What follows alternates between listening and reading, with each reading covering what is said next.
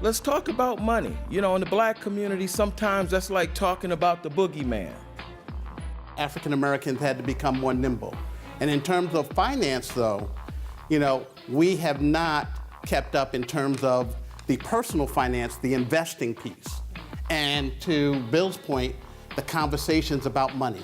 We're very quiet about money. We don't want to talk about our failures. Because as you look across the board and you do juxtapose that to white families, the gap is staggering.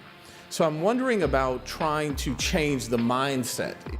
The important thing, I think, between us and that wealth thing, and I hate to say this, but we must stop buying what we want and begging for what we need.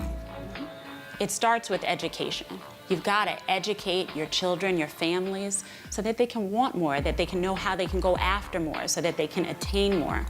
I think exposure. So you start thinking about the exposure. You need to be exposed and network with individuals who can invest in you. The other thing is not being afraid to take risk. I think very often, we're afraid to take risk in the African American community. Most of African American wealth was in our homes. And when the values dropped, we had zero net worth versus our white counterparts who had financial assets to serve as cushions during that period. So there has to be a focus on investing for financial assets so that you can build wealth and you can have a well-rounded portfolio of assets.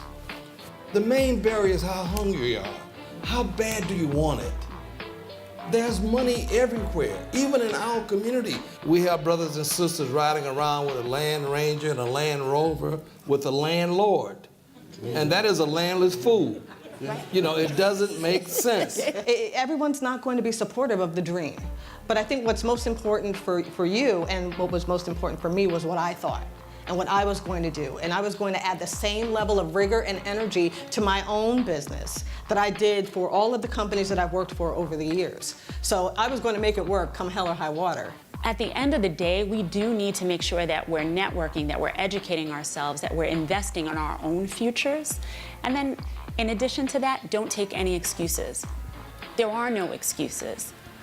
What Prudential is very focused on is building the education, the knowledge, the awareness of how to manage your financials, and then really kind of taking it that step forward and saying, how do I create a legacy of wealth that I can pass along? Entrepreneurship is something that you aspire to do.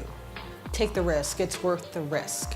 It's wonderful to have a corporate career, but you don't know the benefits of being your own boss, of owning your own company, your own entity. There are more benefits than risks involved. And I'm a year and a half into it, and I can tell you it was certainly worth the risk. You can always go back to a corporate environment if you choose to.